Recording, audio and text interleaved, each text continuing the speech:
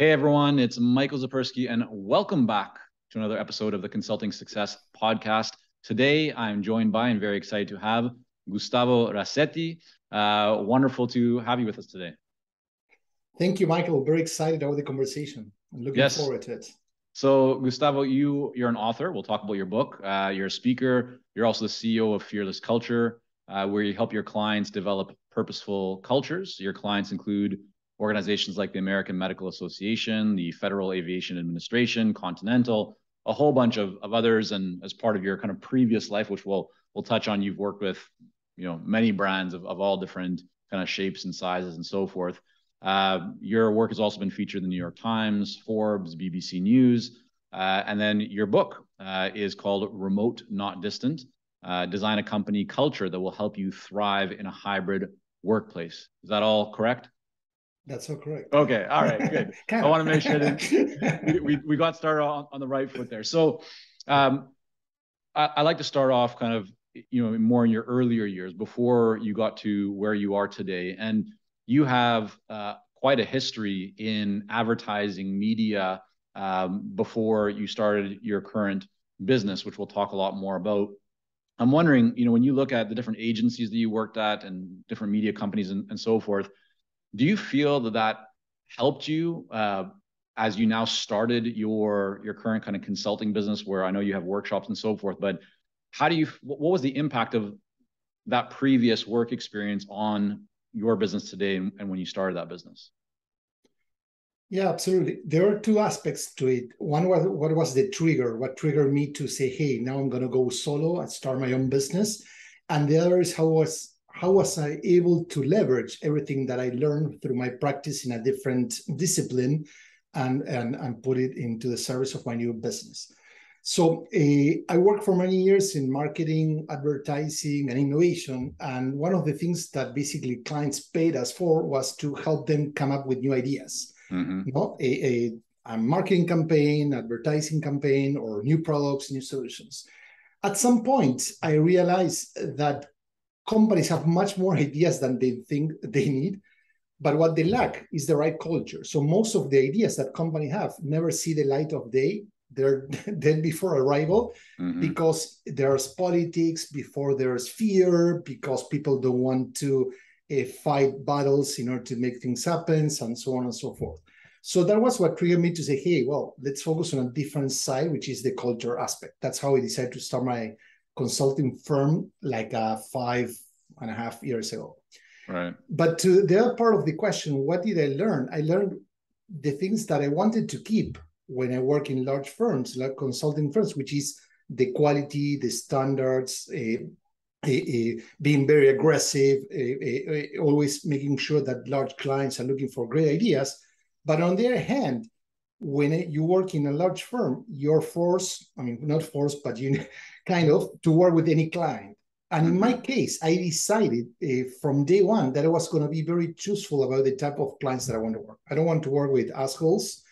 I want to work with clients that are really into it, that want to do the hard work, that are open to changing the culture, that they're not looking for silver bullets. They know that change, and especially culture change, is not easy.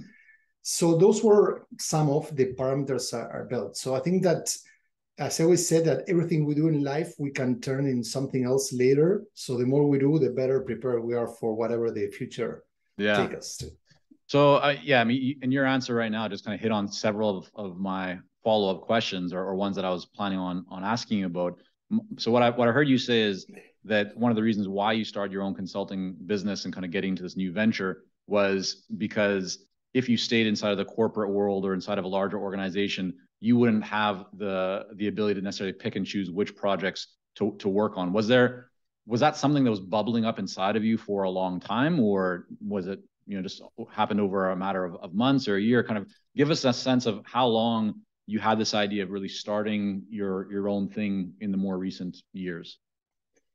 That's a great question, because I think that we need to kind of be honest with ourselves. One thing is the eureka moment when we realize and we see things with clarity.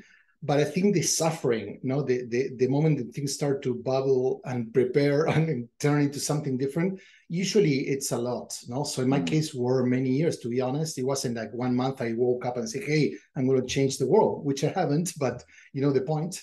But there were also a couple of triggers. One of them is that I was invited to attend a program at Stanford, Change Leadership. I'd spent 3 months there. I was still running an agency remotely, but I was mostly focused on that. And I went through a lot of challenges, a lot of activities, a lot of questions. I was working with students that were like 20, 30 years younger than me. Right. They were starting. I was in the, what's the good future going to look like for me? And I realized that I wasn't giving my clients a service, to be honest, that I wasn't giving them my best. No client complaints. They were super happy. So, but I realized, hey, if I look into the past, I did a much better work. And what happened? I became good at doing my work easy and clients were happy, but I wasn't challenging myself and I thought I could provide something. So to be honest, I realized that and I say, hey, I need to do something about it. I was turning 50 or something like that. And I say, well, this is a moment to take another leap. And I took it.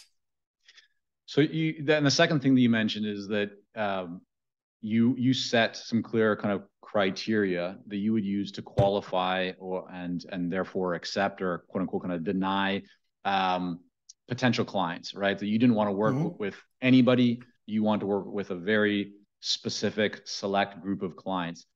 Now, kind of looking back over the last 5 years or so of running your company, Fearless Culture, how successful would you say that you've been in really only accepting the best types of clients or the ones that you feel would be most appropriate? Is that something that you've been able to be very strict with, and or have you found yourself that at times you kind of open up that funnel maybe a little bit wider than you would have liked to and end up working with some clients that maybe aren't the best fit, or you look back on thinking like, yeah, that really wasn't ideal for us?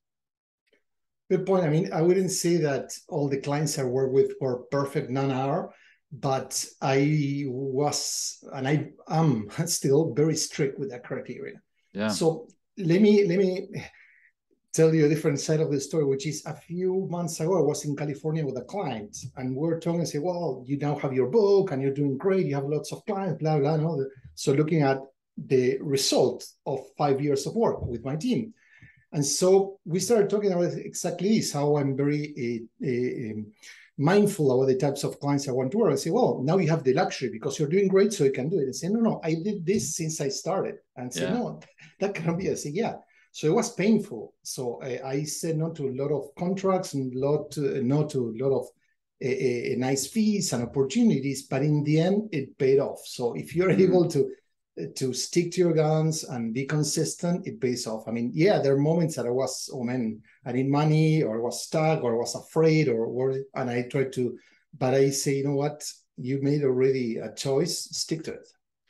Yeah, and that's really like, Gustavo, I mean, you're taking me to the place that I'm putting myself in the position of probably many people joining us right now, who some have been consulting and building their businesses for many years, and they still are not as strict as they probably want to be with who they work with, right? Because they say yes to a project because the revenue's there, and then they kind of take it along, and the next they say to themselves, well, maybe going forward, I'll say no to those kinds of projects, but then the next project comes along and it's lucrative, so they say yes to it again. Or others who are just earlier stage and they feel like they need to say yes to the projects because they need that cash flow and they need the experience, they need to build their business. So I'm very interested in your mindset when you were presented back in the day, and maybe even still today, with opportunities that you didn't feel were the right fit for the type of client that you wanted or the type of work that you were really focusing on, but they were lucrative. They would have paid you handsomely to say yes to, but you said no. A lot of people in that situation would say yes to it because, again, it's a lucrative opportunity. So walk us through kind of the rationale and the mindset that you had at that time, or maybe still have today. Like, how do you make those decisions? Yeah, first of all, I want to make sure that no one feels bad if you say no to a lucrative business and like flex your approach. So I'm not here to preach and make you feel bad about it. I think that one thing that I realize is there are thousands of consulting firms out there. So a consistency, it's hard to find. And so it's important that we basically walk the talk and we're able to present something different to our clients. So that was part also of the idea. Not only it's a decision, but it's also a way of positioning yourself in front of our clients. For me, it's so like actually, Gustavo, I'm sorry to interrupt. Just to jump in, because you're making a really interesting point there. Do you how important was that aspect, or is that aspect for you? That positioning of when you have people approaching you and you say like, no, we only can work with this kind of group of clients. Do you think, looking back over the 5.5 or so years of experience now of building this consulting business, do you think that actually had a big impact, or was that just kind of a side kind of outcome or result? No, I think it was fundamental, and why? Because it helped me stay true to who I am, how I want to work, how my team works. So the way we show up in front of clients, super authentic and genuine. And also on their hand, we have a lot of flexibility to be more honest with our clients, because I tell them upfront. So I tell them, look, first of all, people say, hey, do you have more space to take another client? Say, well, it all depends. No, so. But my point is, okay, the same way you're screening me and probably you're talking to our consultants, we're going to do exactly the same.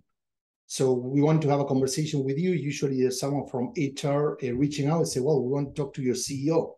So if your CEO is not available for a talk before we actually kick off a project, that's a red flag.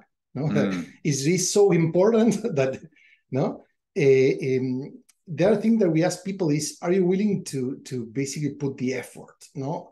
Imagine that we as consultants, we are like a trainer. You go to the gym, you say, hey, I want to lose some pounds, I want to get fitter, whatever the goal is.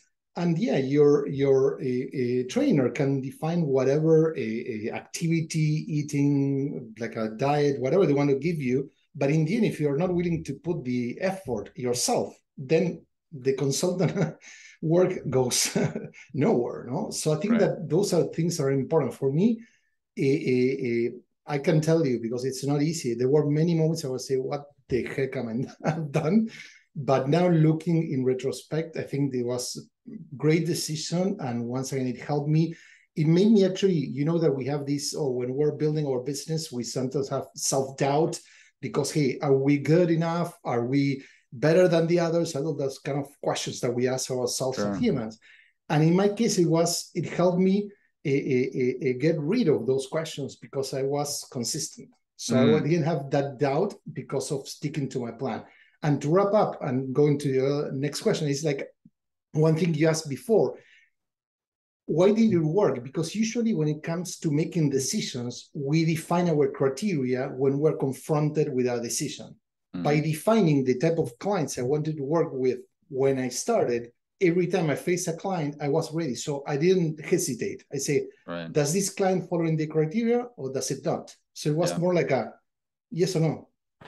And how about the money question? So for a lot of people, right, the money is what sways them to say yes to a client or a project that is less than ideal. How did you deal with that? Well, good point. At some point, it was tough financially, but I think that the money question is you don't talk money to the client until you filter them. So you never don't. So you talk money, you already have a estimate, a fee there, whatever. So there's money that. So when you're talking and there's no any fee attached to the conversation, so it feels less painful because you don't feel, oh, I'm losing $100,000. No, it's just another guy who called me. Right. So I always, no, please go ahead. No, I was going to clarify there, Gustavo. So what I'm hearing you say is that because your conversations, you had that filter set right at the beginning. So before you even talk to a prospective client and buyer, you would know whether they meet the criteria or not. And if they did, in that early conversation or even from that initial kind of touch point, then you might go further, but you wouldn't actually know what you stand to quote unquote kind of like lose, from a financial perspective, because you wouldn't even go that far in a conversation with somebody if you didn't feel like they were matching the criteria that you set out as somebody being a true ideal client. Exactly.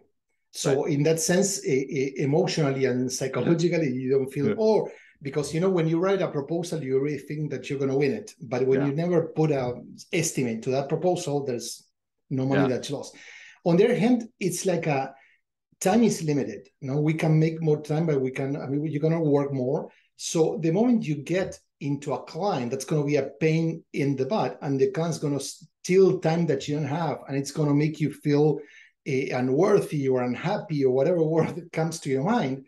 That's the time that you're stealing or taking away from other opportunities. So when you remove the noise, you make time and space for the real clients that you want. So that's kind of the yeah.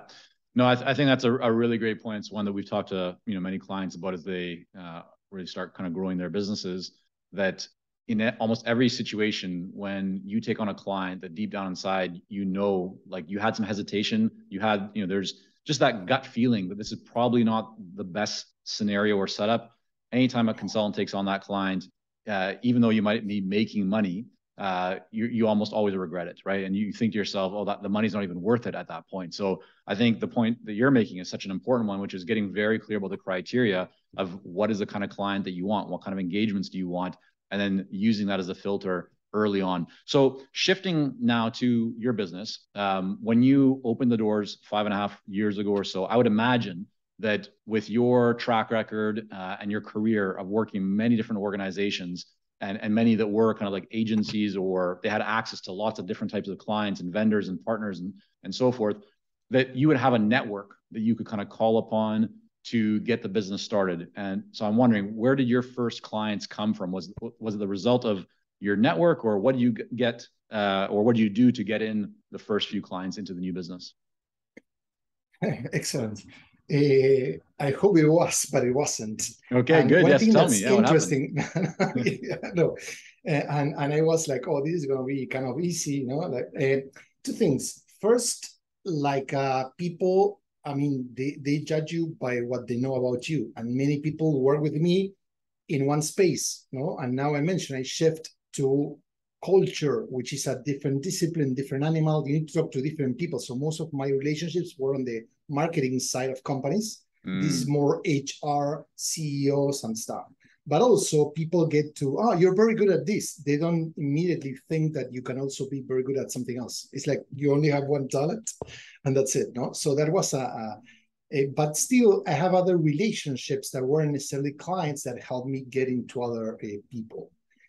One thing that worked a lot is, at least in the short term, is looking for partners that can help me get in front of clients.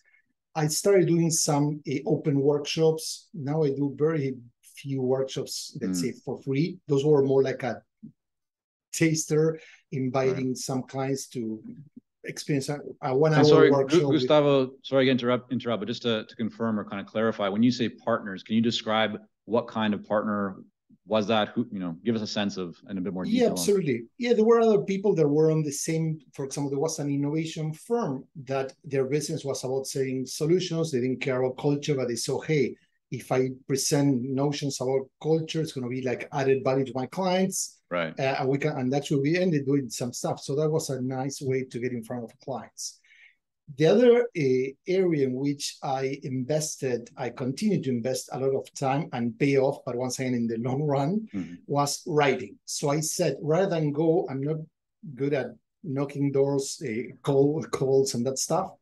And also cold calls are going to get you into the wrong client, or at least in my perspective. So I decided one criteria to filter clients is writing. So I started writing like hell. I published so far like over 500, 600 articles, and some really long, like 30,000 words. And where were you publishing these? Were these all on your own blog? Were you publishing them in other publications? Kind of walk us through, like, what was the goal that you had in mind when you set off and decided, I'm going to start writing?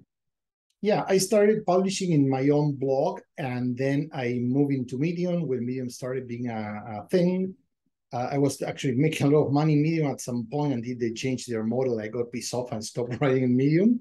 Right. But that helped me a lot. And then one person read one of my articles and introduced me to Psychology Today. So I've been having like a column there for the past 2 years.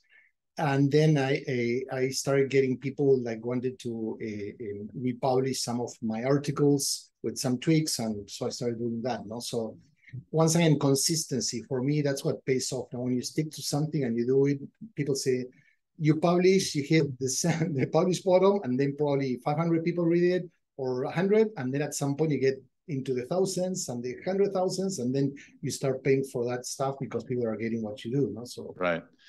And give us a sense of, so you started writing on your own blog, then you kind of created more leverage by going after publications that would have access to your ideal clients, right? So you write one article for them and you reach hundreds or thousands or tens of thousands or hundreds of thousands of people and so forth. How long did it take from the time that you started writing to the time that you started actually having people reach out to you and say, I read your article on fill in the blank publication, to a point where like that actually, it didn't just happen once, but it happened kind of over and over. There was some like level of consistency to it. How long did that take for you to achieve that? Yeah, good question, because you're always going to have a moment of luck, that someone's going to call for whatever reason, hey, I want to interview or republish your article. But consistency took over 1 year or year and a half to get that results. Yeah. And what were you telling yourself? So what happens? I've seen this multiple times, Gustavo, and I don't know if this ever occurred to you, or you just have like a very strong mindset. But for a lot of people, they'll get excited about, I'm going to jump on social media, or I'm going to write, or I'm going to try and present, and they start, but then they don't see the result from it very quickly, and then they stop, right? And they look for the next kind of shiny object or the next thing that people are talking about online. For you, you stuck to it a year and a half, consistently writing. Did you ever have that mindset or just that question come up, like, should I continue doing this? I'm not getting any results from it. And if so, what got you through? What kept you going? Good point. Yes, I have the same questions that most of your audience is going to have, because we're all humans. So we have suffered from the same problems. I would say that there are a couple of things. First, I was obsessed like anyone about the outcome, And when I stopped being obsessed about the outcome, I started writing with more rhythm, with more energy. I wasn't trying to please an audience. So I use writing not just to, hey, I'm going to get a client. I say, I'm going to start sharing with the world what I think. And by writing more and more, I was becoming better at thinking, at presenting a different perspective about why I can help companies and how I help or how I can't. Because sometimes you need to tell a client, hey, that's not what I do. And that's also part of being consistent and coherent. So that's a thing that helped me, because I say, yes, I want people to read what I write, but you need to understand, one person told me early on that the first blogs that you publish, no one's going to read them. So you're building a habit, you're building an audience, and if your blog has one post, no one's going to go there. You need to have a lot of content. Right. On the other hand, it happened to me. I mentioned I was doing these workshops to try to generate leads. And with this guy, and at some point we did one, a lot of people came, but then we did one and there were only 4 people, and we felt like, oh, all this content, all the energy, the preparation just for 4 people. And I said to myself, why, instead of focusing on those who didn't show up, why don't we put the energy in the people that really care about what we do? So instead of thinking about the hundreds of thousands of clients in the world, focus on those people that really care about your business, the people that come and show up. So don't write for the masses, because unless you want to be a writer, live from your writing. But if you're trying to build a relationship, focus on the people that read. If there are 100 and they read you often, I have people that start reading my blog since day one, and after 5 years, they're still there. Yeah. No, it's amazing. I have a couple of stories kind of come to mind from you. One is that we always try and track, when people become clients, how long have they been in the world of consulting success. And we had one client who told us that they had been reading our articles, checking out the podcasts, books, just different stuff that we put into the world, much of it for free, for over 10 years before they actually reached out and became a client. And then another told me that I think she was actually 11 or 12 years, and we've been around about 13 years. So it's just interesting that long-term mindset, right? If you're not attached to converting people, and like if you're not thinking transactional, but you're thinking much more about relationships, then you don't really mind. Just you put your stuff out, the good things will come from that. Actually, I want to shift, because there's a couple of things I want to make sure that we can fit in the time that we have together today. You talk about or if I was going to say, if I look at your career, I mean, you've spent a lot of time thinking about culture, about kind of change, and how culture is applied inside of organizations. When you think about smaller companies, so the company that has 5 people, or let's say 10 people, or 30 people, or 50, or what distinctions or differences do you think about from a culture perspective? So if you're a leader, Gustavo, at a company with 5 people, how do you think about culture, and what are you focused on? And how does that compare to, let's say, a leader in a company that has 10 people, and as opposed to one that might have 50 people or 100 people? Like, what changes? What do people need to be thinking about? And what distinctions exist from a culture perspective if you're the leader inside of these different sizes of organizations? Yeah, perfect. I think that when you're a small business, culture is more transparent, more obvious, and that's good. But also it's more homogeneous. So if you have 5 people or 10 people, and one of them is an outlier and doesn't necessarily accept the norms and how the team wants to operate or the vision for the company, then that person is not going to last too long. In larger companies, we live and clients live under this impression that culture can be homogeneous. But actually, the culture of a large company is the result of lots of subcultures. Because to your point, we as human beings have a stronger sense of belonging to smaller groups. Let's say your family, your friends, your sports club, than to the country or the world or the company that has 15,000 employees. Right. That makes sense. And what are the most common mistakes that you see people making when it comes to culture? And when I ask this question, I'm really thinking about, the owner of a small consulting firm. What are the most common kind of blunders or errors, or just things that people aren't paying attention to? Yeah. A culture matters in any size, shape, or form. So a family of 4, parents and 2 kids, it already has a culture. It has what's accepted, what's not accepted, how we communicate with each other. Do we confront a conflict in the open? Do we avoid the tough conversations? Do we get very emotional when something becomes personal? Or do we address conflict in a more civilized way? So it's important for the culture of your team, of your company, 5, 10 consultants, shapes the way, and people can see that from day one. So the moment they talk to one of your team members, they're going to see if your culture is consistent or not. They talk to you as CEO because probably that's the first contact when you're building a relationship. But then when you have a coaching session or a workshop and someone else from your company is there, they immediately going to sense, is this team aligned? Is this team happy? Is this team chaotic? They're going to get those signs super fast. Right. And if you don't take care about your culture, it's going to backfire. Right. Definitely. So there's a lot that you cover inside of your book and in your writings about culture. And so of course we can't fit it all in our short conversation today. But for the consulting business owner that is recognizing or has recognized the importance of culture inside of their company, or maybe they just want to make it a bigger part of their company, what are maybe 2 or 3 best practices or ideas or just areas they should be focused on to strengthen the culture inside of their business?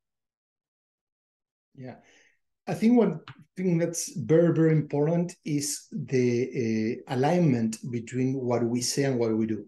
And so, for example, people talk a lot about values. Now, usually when you talk about culture, people immediately respond you with values. Like if it was the only element. Culture has many more elements than just values. But the point is, having a list of values doesn't build a strong culture. So one thing that we do on activities, what are the behaviors that we reward and what are the behaviors that we punish? And that helps you understand really how people get hired, promoted, get kudos, and how people in the end should get fired if they don't improve their behaviors. So for example, I mentioned like assholes and Slack has the no assholes rule, and same as Netflix. So basically they don't want to work with people regardless of how smart they are if they're not a nice human being. But for example, I was working with a client that we uncover a paradox of what we reward and punish, because sometimes we are rewarding and punishing the wrong things. These people were giving low performers a pass. So basically, they were rewarding low performance, but letting them stay in the company, not doing anything about it. On their hand, they were punishing high performers because not only they let these guys be part of the company, but actually these guys, the high performers, had to take over the task that the other people weren't completing. So they were punishing their best people by not taking care of the worst people. And why were they doing that? Was it just the attitudes of those high performers, or what was it why that punishment kind of come into play? It's a punishment because you give them more work. So you increase the workload of the people now. So because you're a higher achiever, I give you more work because team B is not doing their work. So I'm going to give it to team A. But in the end, this team is working 14 hours and they're working 5. Right. That's the point. So they're not punishing them on purpose. They don't realize, this is something that first leaders avoid conflict. So they don't want to talk to the underperformers, but also we tend to focus on the people that do great, and we think that giving them more work is a reward, but actually at some point it becomes a burden.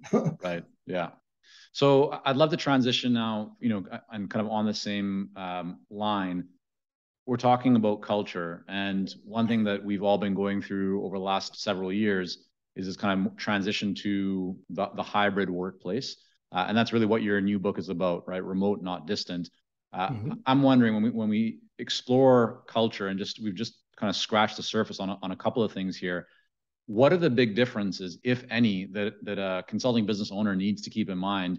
Because so many of us now have remote teams, and we're not, in the same office space with our team on a regular basis. So for you, Gustavo, in your business, as well as with clients, like what are some of these best practices or ideas or things that people should be focused on in the hybrid workplace? And I'm just wondering, like, what are the big distinctions between maybe the old model of everybody being in one location compared to where we are today for many of us?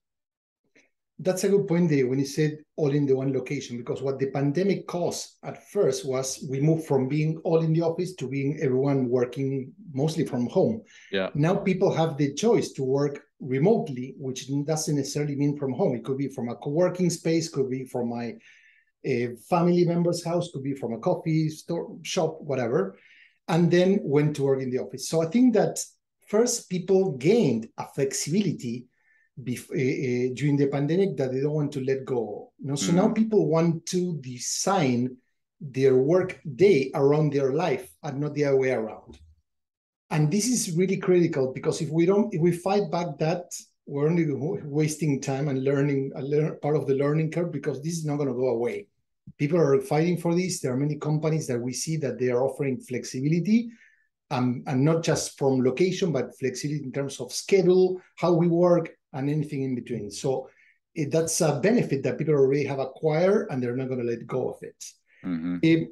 However, with flexibility comes intentionality. You need to be more obsessive, more disciplined in how you make that team work together. So if you, for example, Michael says, hey, I'm going to work, I don't know, from 7 to 9 because I'm a early riser, and Gustavo likes, which is true, work after 9 p.m. because he's a night owl. Well, we also need to make sure that we find some shared time in which we can collaborate. So let's say from 11 a.m. to 2 p.m., all team members are going to be available for, if anyone needs me, for meetings, for calls, whatever. So that balance between giving people flexibility, but also have a team contract that's very disciplined, it's going to offset that. So I think that's the core. Many leaders are fighting the flexibility aspect because they see that employees are trying to take advantage of it, like saying, hey, people are going to work around the system, they're going to slack off, they're not going to work. Truth is, most of the people are not there. Yeah, there are always going to be some people that want to abuse the system, but the majority of people are driven by good intentions. So the better we give them, the more flexibility we give them, people are going to pay off in dividends. Because when you trust people, people are going to return that trust exponentially. When you don't trust, when you try to control people, people are going to beat the system still, even if it's very rigid. Right. So usually when there are more rules in the workplace is when people are worse. The best cultures, for example, are the ones that are very flexible, but also have fewer rules because they show that they trust people. So going back to your question, what changed? Trust was an issue before the pandemic, and now it's become even more evident that managers and leaders don't trust their teams. But if you don't trust your team more than ever, right, you're going to have a lot of problems. So, I mean, let's explore that for a moment and kind of go a little bit further together. Take the consulting business owner who has kind of a distributed team. People are working virtually, maybe in different places around the world, maybe even in the same city, but they're not in the same location on a regular and consistent basis. They want to provide the flexibility for their team members, but maybe deep down inside, they have concerns of, if like they can't see that person. So if they're not sending messages on Skype or Slack all the time, which hopefully people aren't, right, then you don't know how much they're necessarily accomplishing, or you're wondering, are they actually being productive or working on the most important things? So in your mind, what's the best practice? Is it about getting very clear and setting outcomes that everybody is kind of in alignment and in agreement with? Or is there some other approach that you find to be more effective to ensure that for a leader, they know that their team is moving in the right direction and getting the right things done, even though they can't see that person physically? Absolutely. I think that you nailed it.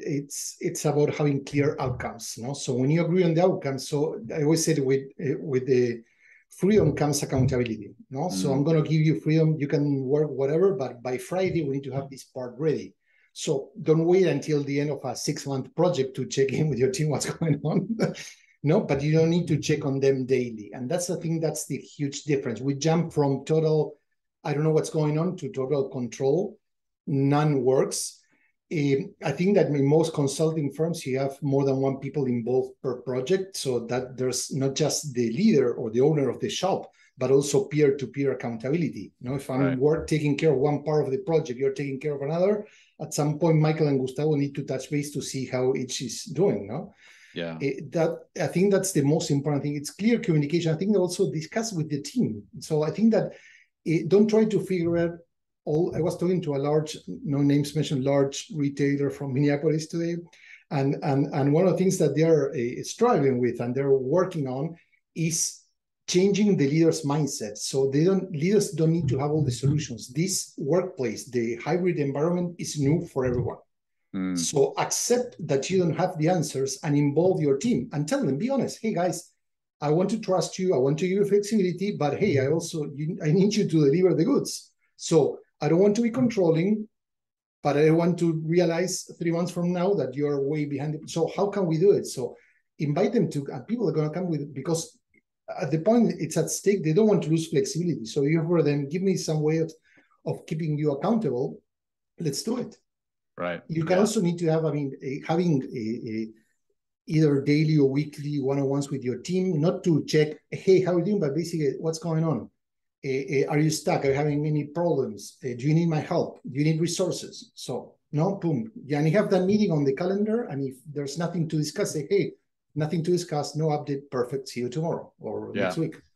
Yeah, no, I think that's really great points, Gustavo. I mean, that's what we try and do here internally, is we have weekly one-on-one meetings with kind of core team members. And then, as you said, nobody wants to be micromanaged, and nobody wants to have, too many meetings. But if you're very clear and you establish what are the outcomes that we're working towards, and everybody knows that, then you can allow people the freedom.